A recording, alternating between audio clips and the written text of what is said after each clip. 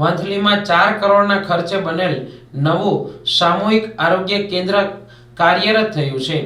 જૂનાગઢ જિલ્લાના વંથલીના દિલાવર નગરમાં જૂના સામૂહિક આરોગ્ય કેન્દ્રની જગ્યાએ 4 કરોડના ખર્ચે બનેલ નવું સામૂહિક આરોગ્ય કેન્દ્ર કાર્યરત થતા વંથલી તાલુકાના 47 ગામોના લોકોને સારી અને સગવડભરી સારવાર મળી શકશે।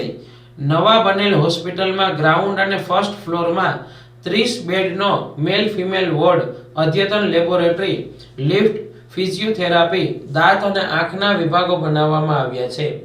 થોડા સમય અગાઉ વંથલીના આગેવાનો દ્વારા હોસ્પિટલ જૂની જગ્યાએ જ રાખવા આવેદનપત્ર આપવામાં આવ્યું હતું, પણ જે તે સમયે વંથલી નગરપાલિકા પાસે હોસ્પિટલની જરૂરિયાત મુજબ જગ્યા ન હોવાથી દિલાવર નગર પાસે આવેલ અન્ય સરકારી કચેરીઓ પાસે આ નવી હોસ્પિટલ બનાવવામાં આવી છે।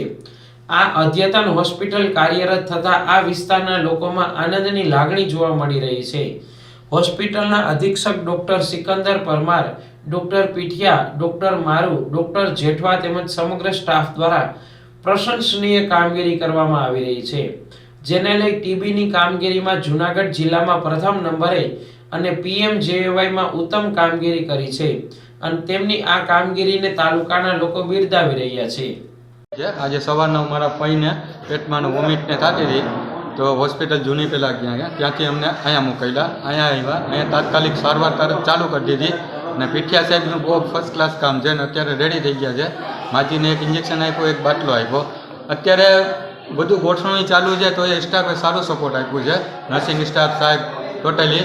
અને હોસ્પિટલ આમ આખું ચક્કર લગાવ્યું, ખરેખર સરસ છે, કંઈ વાંધો નથી। પણ થોડીક દૂર છે, એક બીજી દરખાસ્ત છે, એક થોડુંક નાનું તાત્કાલિક સારવારે અહીંયા ગામમાં મૂકે તો સારું, કારણ કે આ તો ચાલુ હું હતો ને આવી ગયા, બહુ મોટી ઉંમરના હોય તો તાત્કાલિક સારવાર કેન્દ્ર ત્યાં મળી જાય તો સરસ।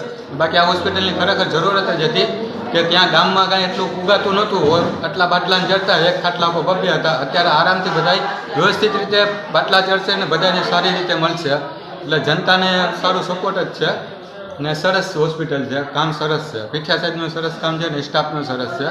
અત્યારે આટલું ગોઠવણી છતાં ફર્સ્ટ કેસ અમે આવ્યા તરત અમારું કેસ હાથમાં લઈ લીધું, ઇન્જેક્શન આપ્યું, સાહેબે તરત ઊભા જોઈ લીધું, ઇન્જેક્શન બાદ તરત બાટલો ચડાવ્યો અને અમને 1-2 કલાક પછી રજા આપી દીધી ને દવા આપી દીધી। Okay, thank you.